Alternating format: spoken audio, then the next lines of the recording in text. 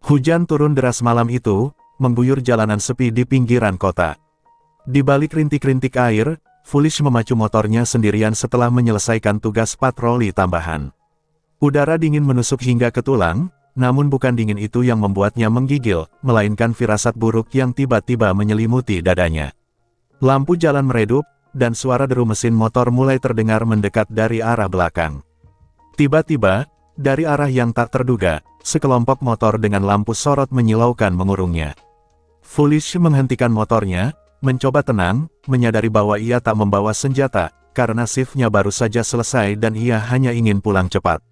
5 pria bertopeng turun dari motor mereka. Senyum sinis tergambar jelas di balik suara tawa kasar mereka. "Apa yang kau lakukan di sini sendirian, cantik?" Suara salah satu pria terdengar menakutkan, menusuk telinga seperti belati.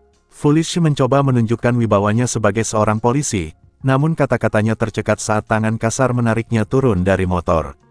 Jeritannya tertelan hujan dan malam, tak ada yang mendengar. Dunia seolah tutup mata, membiarkan kegelapan menelannya hidup-hidup. Ia melawan sekuat tenaga, menendang, memukul, berteriak. Namun jumlah mereka terlalu banyak. Tubuhnya diseret ke semak-semak gelap di tepi jalan, pakaiannya terkoyak, kehormatannya tercabik. Di matanya, dunia runtuh. Ketakutan, rasa sakit, dan keputusasaan berpadu menjadi racun yang melumpuhkan seluruh jiwa dan raganya. Dan di detik paling gelap itu, ketika tubuhnya nyaris tak berdaya, terdengar suara lain, teriakan laki-laki, disusul suara benturan keras. Seorang pemuda menerobos badai, melempar batu ke arah para pelaku, berlari mendekat tanpa ragu. Dengan kayu di tangan dan keberanian di dada, ia melawan meski tahu dirinya hanya 1 melawan 5. "Jangan sentuh dia," teriak pemuda itu, Raka, namanya. Matanya menyala marah, tubuhnya penuh luka akibat pukulan balasan, namun ia terus berdiri, melindungi Foolish yang tergeletak tak berdaya. Entah bagaimana, keberaniannya membuat para pelaku mundur, lalu kabur meninggalkan mereka dalam hujan dan lumpur. Foolish menangis sejadi-jadinya dalam pelukan Raka. Ia menggigil, bukan hanya karena dingin, tetapi karena jiwanya remuk. Raka tak berkata banyak, hanya menyelimuti tubuh Foolish dengan jaketnya dan membawanya menjauh dari tempat terkutuk itu. Dalam hatinya, ia tahu luka yang ia lihat di mata wanita itu jauh lebih dalam dari apapun yang bisa disentuh oleh tangan. Malam itu, Foolish kehilangan banyak hal, rasa aman, harga diri, dan sebagian dari dirinya sendiri. Namun malam itu juga, sebuah cahaya kecil mulai menyala dalam kegelapan. Cahaya yang bernama Raka, dan tanpa mereka sadari, malam itu adalah awal dari sebuah kisah yang akan mengubah segalanya. Sudah seminggu berlalu sejak malam kelam itu, namun Foolish masih terkurung dalam sunyi yang tak bisa ia pecahkan. Setiap kali ia memejamkan mata, bayangan tawa para pelaku dan rasa tak berdaya itu kembali menghantuinya. Ia kini tinggal sementara di rumah bibinya di daerah pinggiran, jauh dari kantor, jauh dari sorotan, dan jauh dari kenangan yang menggores. Raka datang hampir setiap hari, membawa makanan atau sekadar duduk di teras menunggu. Ia tak pernah memaksa Foolish untuk bicara. Ia hanya ada di sana, diam, tapi hangat. Keberadaannya bagaikan jangkar dalam badai yang tak kunjung reda. Namun bagi Foolish, rasa bersalah dan malu menjadi tembok tinggi yang sulit ia runtuhkan. "Aku bukan polisi lagi, aku bahkan tak bisa melindungi diriku sendiri," gumam Foolish pada dirinya di depan cermin, menatap seragam yang kini tergantung tak terpakai. Air matanya jatuh, bukan karena lemah, tapi karena beban harga diri yang dihancurkan begitu saja oleh tangan-tangan biadab. Suatu sore, Raka akhirnya bicara. "Kamu nggak harus kuat hari ini, Foolish. Kamu cuma perlu bernapas. Itu sudah cukup." Kata-katanya sederhana, tapi menghantam tepat di hati Foolish yang retak. Ia tak menyangka, ada seseorang yang bisa melihat dirinya lebih dari sekadar korban atau petugas yang gagal. Namun, luka Foolish bukan hanya soal malam itu, tapi juga sorotan sinis rekan kerja, bisik-bisik warga, dan tatapan kasihan yang membuatnya muak. Ia menjadi bahan gosip diam-diam, bahkan oleh sesama aparat. Tak ada yang tahu kebenaran, tapi semua merasa berhak menghakimi. Itu lebih menyakitkan daripada apapun. Raka, di sisi lain, mulai dihantui pertanyaan yang tak berani ia ungkap. Mengapa ia tak datang lebih cepat? Mengapa ia hanya bisa menyelamatkan setelah semuanya terlambat? Rasa bersalahnya tumbuh, seperti duri dalam dada yang tak bisa ia cabut. Tapi ia tahu, ini bukan tentang dirinya. Ini tentang menyembuhkan Foolish, apapun caranya. Pada malam ketujuh, Foolish akhirnya keluar dari kamarnya dan duduk di samping Raka di beranda. Suasana hening, hanya suara jangkrik dan angin yang menyapa. Perlahan, Foolish berkata, "Aku takut, bukan cuma pada mereka, tapi pada dunia. Pada orang-orang, pada diriku sendiri." Raka menatapnya dengan mata yang lembut, tapi tak iba. "Kau nggak harus sembuh sekarang. Tapi jangan pernah biarkan mereka menang. Jangan biarkan mereka ambil semua yang kau punya, termasuk keberanianmu." Kata-kata itu menusuk lembut ke jiwanya. Foolish tahu, ini bukan akhir. Ini permulaan. Ia harus berdiri, bukan untuk membalas, tapi untuk bertahan. Untuk kembali mengenali dirinya sendiri. Dan untuk itu, ia tak sendiri. Dalam pelukan malam yang dingin, dua jiwa yang sama-sama terluka mulai menemukan kehangatan dalam keberadaan satu sama lain. Belum ada cinta, belum ada janji, hanya dua orang yang berpegangan pada harapan kecil, bahwa mungkin, hanya mungkin, luka bisa sembuh. Dan di sanalah, untuk pertama kalinya sejak malam itu, Foolish mengizinkan dirinya untuk menangis, bukan karena takut, tapi karena ia mulai percaya bahwa dirinya masih pantas diselamatkan. Hari itu Foolish memutuskan kembali ke rumah lamanya, tempat segala kenangan baik dan buruk bercampur menjadi satu. Raka mengantarnya, tapi ia tetap di luar pagar, menghormati keinginan Foolish untuk menghadapi masa lalunya sendiri. Dengan tangan gemetar, Foolish membuka pintu rumah yang sudah lama ditinggalkannya. Aroma lembab dan sunyi menyambut, seolah menyimpan semua tangisan yang pernah ia tahan. Di dalam kamarnya, seragam polisi itu masih tergantung. Tidak tersentuh, tidak berubah, tapi ia yang dulu mengenakannya telah hancur dan dibangun kembali, pelan, perlahan, dan penuh luka.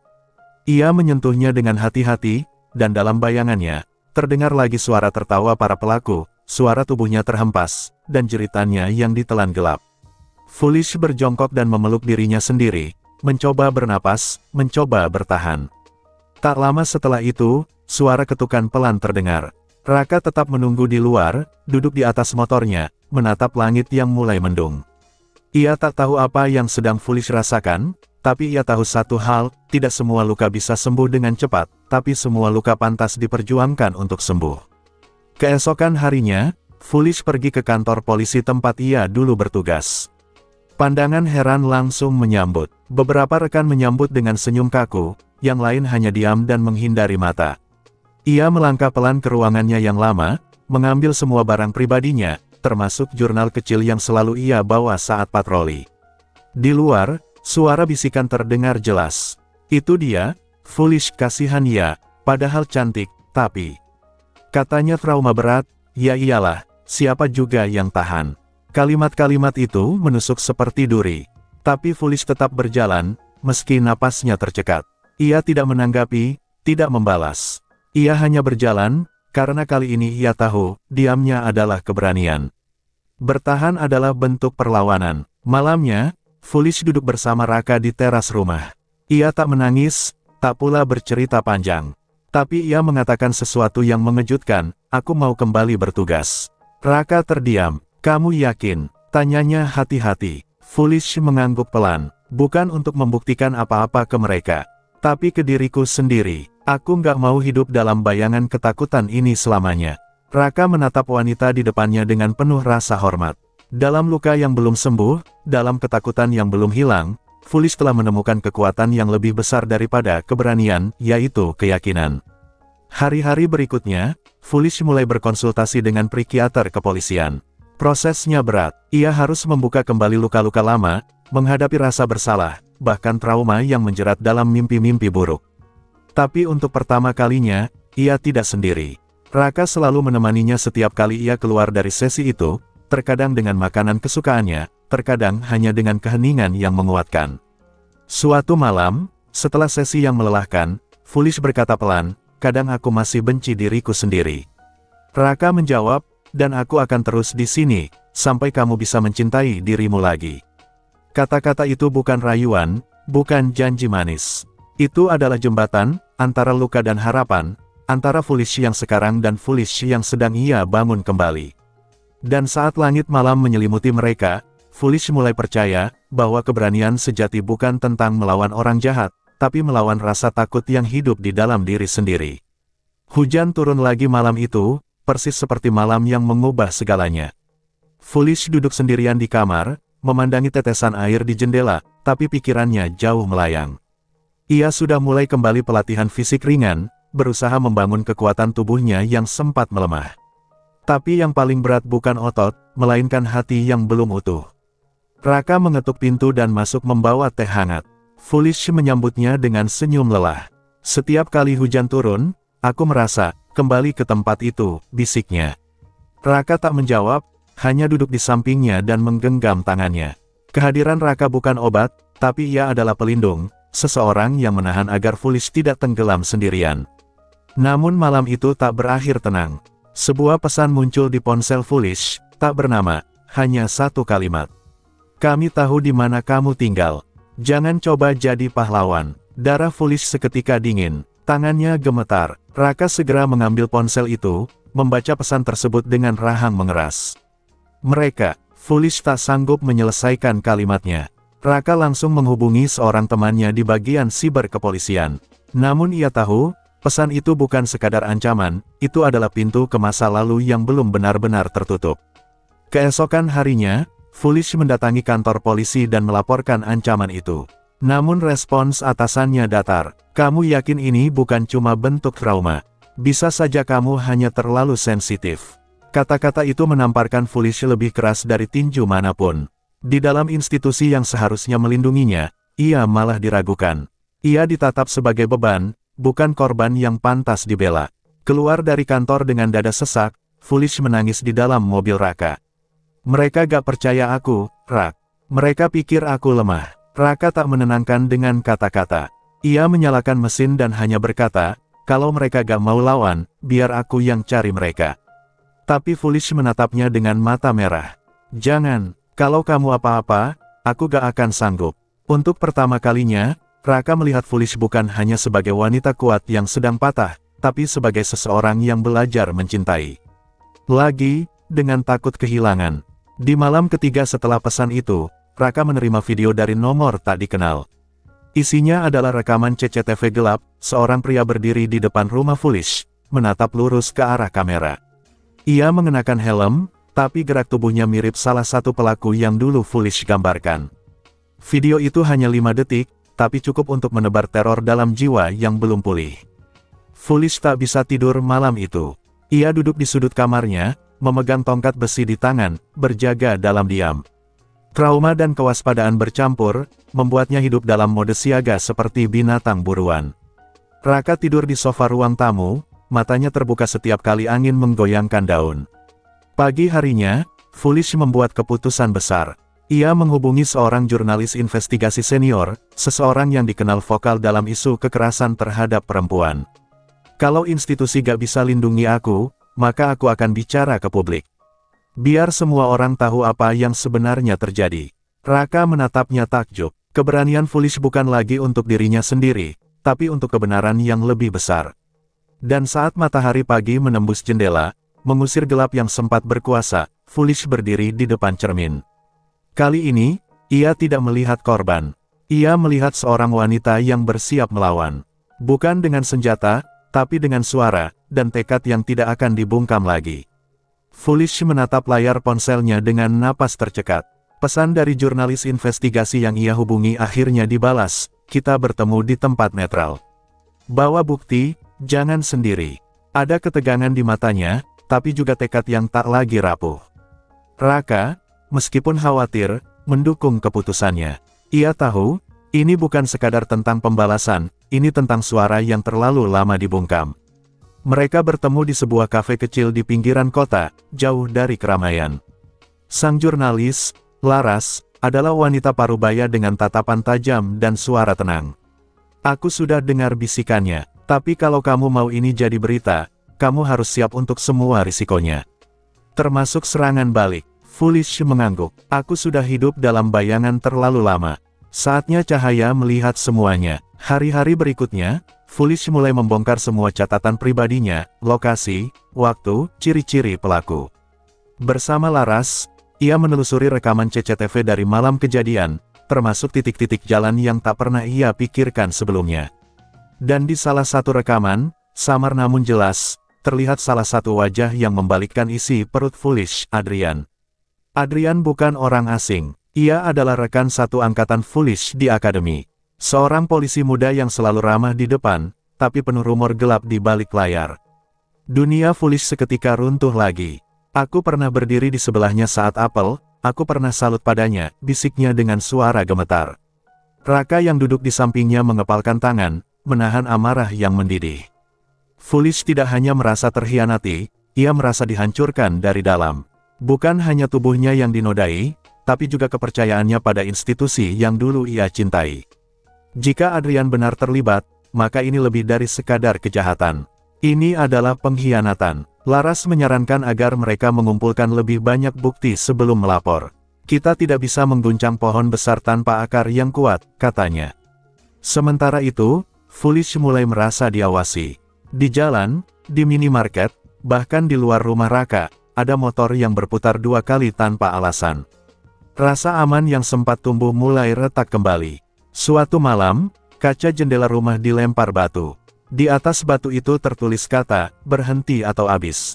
Raka langsung mengejar keluar, tapi pelaku telah lenyap dalam gelap. Foolish gemetar, namun matanya tidak menangis kali ini. Ia bangkit dan menatap batu itu. Mereka takut, itu artinya aku di jalur yang benar. Keesokan paginya, Foolish mengambil langkah berani.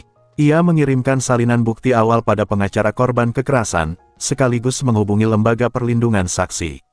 Ia tahu ini akan panjang, melelahkan, dan berbahaya. Tapi ia juga tahu, diam bukan lagi pilihan. Dalam perjalanan pulang dari kantor pengacara, mobil mereka diikuti. Di lampu merah, seseorang turun dari motor, mengetuk kaca Raka dan menyelipkan kertas kecil. Di dalamnya hanya tertulis satu nama, Adrian. Tapi dia bukan satu-satunya. Jantung Foolish berdegup keras. Dunia tempat ia berdiri kini seperti tanah rapuh yang siap longsor kapan saja. Ia tak tahu siapa yang bisa dipercaya. Tapi di sampingnya, Raka menggenggam tangannya, dan untuk sesaat, bumi terasa lebih kokoh. Di malam yang sunyi, Foolish menatap pantulan dirinya di kaca jendela. Aku akan bongkar semua, bahkan jika aku harus kehilangan semuanya, katanya pelan. Dan di balik pantulan itu, untuk pertama kalinya, ia tak lagi melihat wanita yang hancur, tapi seorang penyintas yang siap membakar kegelapan dengan kebenaran. Pagi itu udara terasa berat. Foolish duduk di kursi ruang interogasi internal, bukan sebagai penyidik, tapi sebagai saksi yang justru harus mempertanggungjawabkan keberaniannya sendiri. Seorang penyidik propam, yang dulu ia kenal baik, menatapnya dengan sorot tajam. Kamu sadar apa yang kamu lakukan bisa mencoreng nama institusi? Katanya datar. Foolish menatap lurus ke depan. Yang mencoreng nama institusi bukan aku, tapi mereka yang membiarkan monster berseragam hidup tanpa hukum.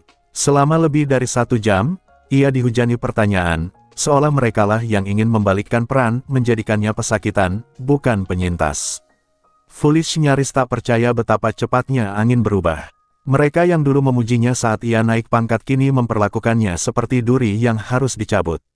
Saat keluar dari ruang itu, Raka menunggunya dengan cemas. Mereka bukan mau bantu, Rak, mereka mau bungkam aku. Foolish berbicara dengan suara patah, namun matanya tetap menyala dengan dendam yang tak padam. Ia sudah terlalu jauh untuk mundur.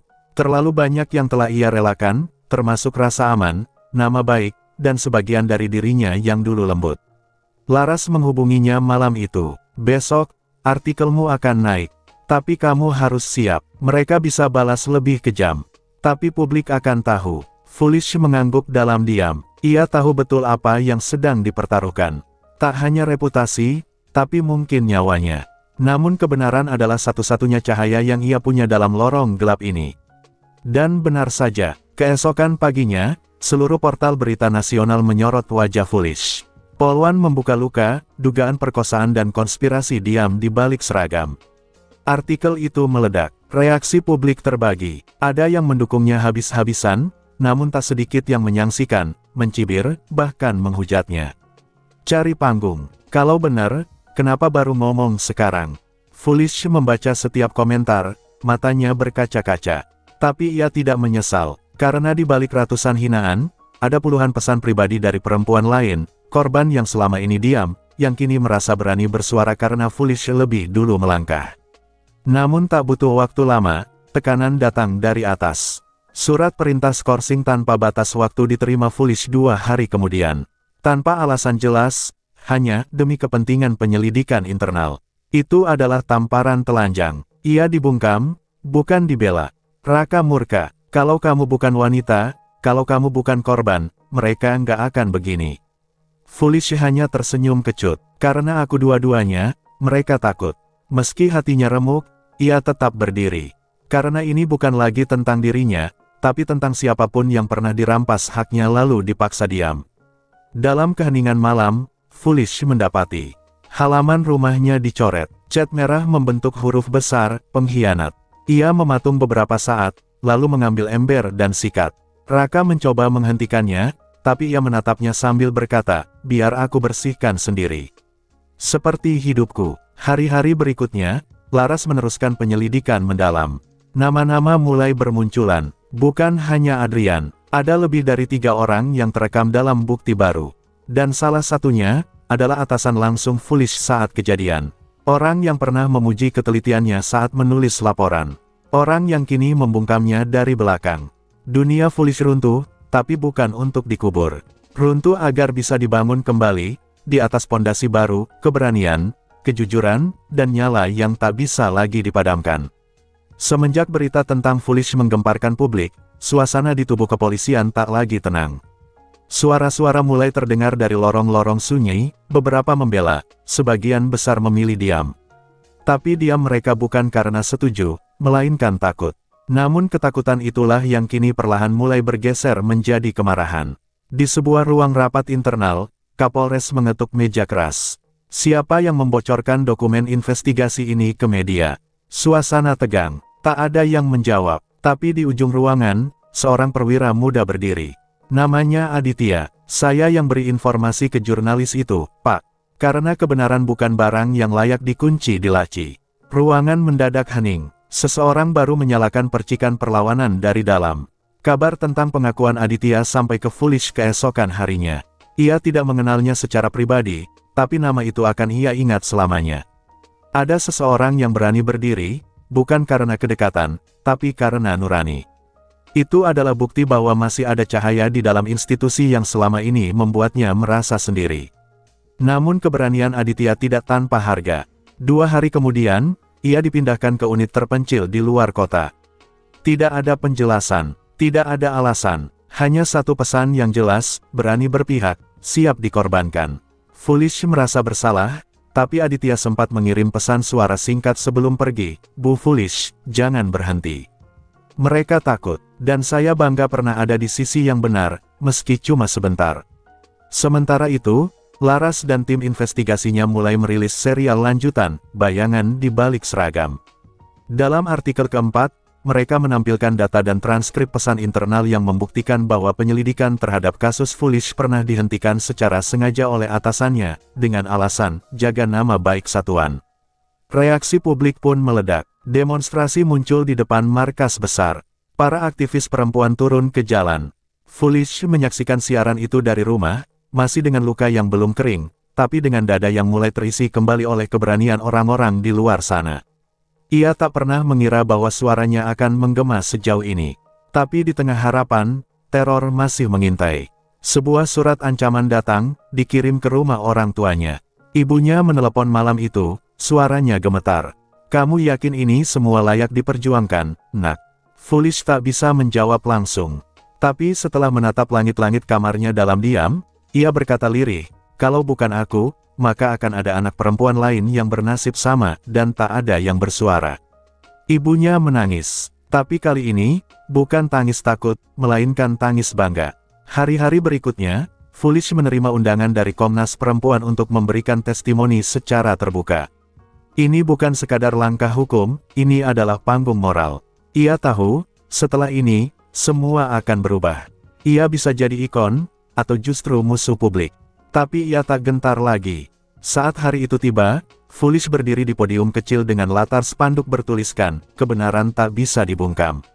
Suaranya bergetar, namun setiap kata yang keluar adalah pisau yang menebas selubung kebohongan.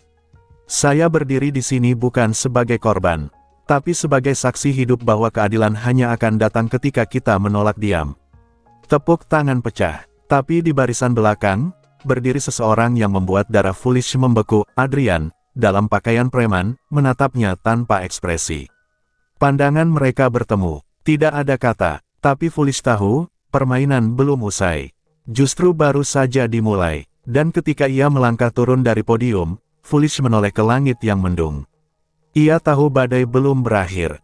Tapi untuk pertama kalinya, ia punya payung, dibuat dari keberanian, kebenaran, dan orang-orang yang tak lagi tinggal diam. Malam itu hujan turun deras, seolah langit pun ikut menggigil menghadapi apa yang akan terjadi. Foolish baru saja pulang dari sebuah diskusi publik ketika telepon Laras berdering. Di ujung sana, suara panik terdengar. Salah satu narasumber kita hilang. Rumahnya diacak-acak, komputernya dibakar. Foolish membeku. Teror kini bukan hanya bayangan, tapi telah menjadi nyata. Nyawa mulai jadi taruhan. Di dalam hati Foolish, muncul rasa bersalah yang menggerogoti. Apakah perjuangannya mulai membahayakan orang-orang yang membantunya? Tapi sebelum ia sempat berpikir lebih jauh, Raka menggenggam tangannya dengan tegas. Jangan tarik langkahmu sekarang. Kita sudah terlalu jauh untuk kembali.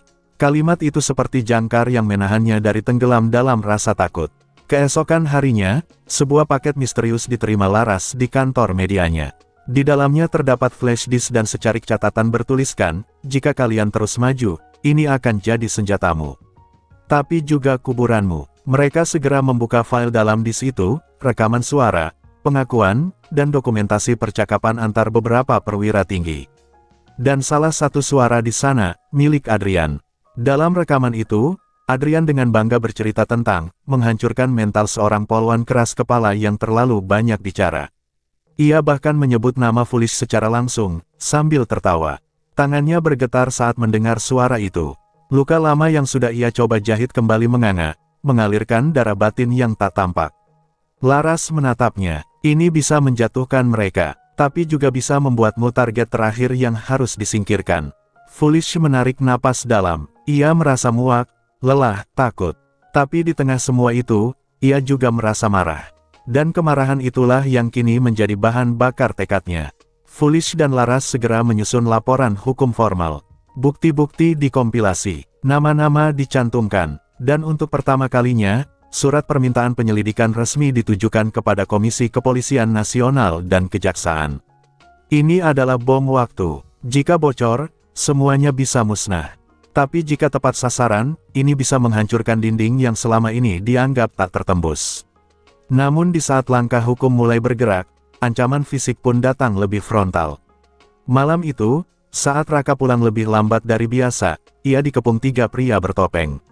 Mereka tak berkata apa-apa, hanya menghajar, memastikan pesan tersampaikan lewat tulang yang memar. Raka dirawat semalam di rumah sakit, dan Foolish menangis untuk pertama kalinya sejak lama, bukan karena takut, tapi karena amarah yang mencapai titik didih. Aku akan habiskan mereka semua, Rak, katanya sambil menggenggam tangan Raka yang lemah. Raka, meski bibirnya pecah dan matanya lebam, hanya tersenyum. Pastikan aku bangga padamu nanti. Dan itu adalah restu terindah yang pernah ia dapat. 3 hari kemudian, Foolish dipanggil ke sidang internal mendadak. Tapi kali ini, bukan untuk diinterogasi, melainkan untuk memberikan keterangan sebagai pelapor resmi.